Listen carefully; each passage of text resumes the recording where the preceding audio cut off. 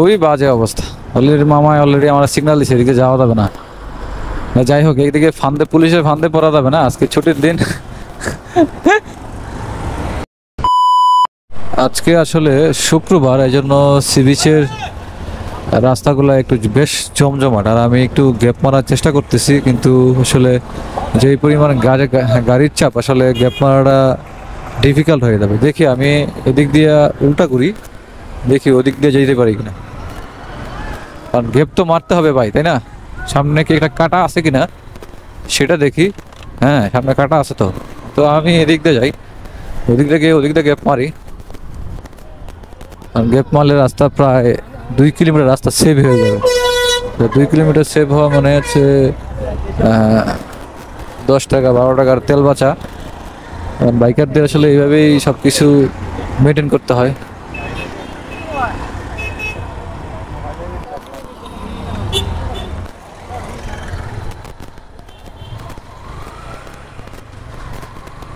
Gap না মারলে আসলে জীবনটাই বৃথা। গ্যাপ মারা শিখতে হবে। আর কি পরিমাণ মানুষজন ভাই, হিসাব করছেন? হ্যাঁ, আমার সামনে একটা বাইক পাইছি, এটা বাইকটার পিছনে পিছনে আমারও যাওয়া লাগবে। ভাই গ্যাপ মারতে পারলে আমিও মারতে পারবো, যেহেতু বাইকার ভাই এই জন্য আমার পিছনে আমিও একটু গ্যাপ মারিয়ে দিই। যে কোনো জায়গায় আসলে ঘুরতে গেলে অ্যাটলিস্ট ছুটির দিন ছাড়া যাবেন, তাহলে আসলে একটু রিল্যাক্সে ঘুরতে পারবেন, আসলে সৌন্দর্য দেখতে পারবেন, মানুষজনের কোলাহল কম পাবেন, কাপজাপ কম পাবেন, সব মিলে আসলে ভালো একটা ফিল নিতে পারবেন। এই জিনিসটা আমি ম্যাক্সিমাম সময় আসলে পাই। কারণ হচ্ছে আমি যেখানে যাই আসলে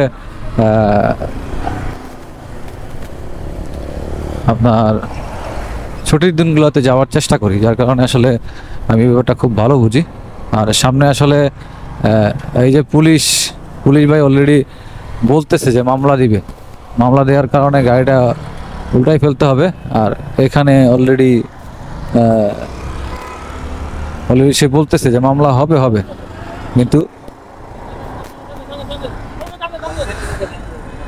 তো আর উনি অলরেডি দেখানোর কারণে আসলে আমি বুঝতেছি না গাড়িটা উল্টে যাবো কিনা, ঘুরাই ফেলবো। আমার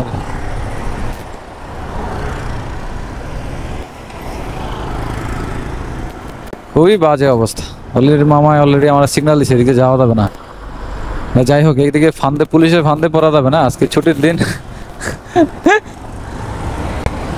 পুলিশের ফান্দে আজকে পড়া যাবে না। এরাই কিন্তু কয়েকটা বাইক অবশ্য গেছে, কিন্তু মামা আমাকে সাইড দিল না আর কি।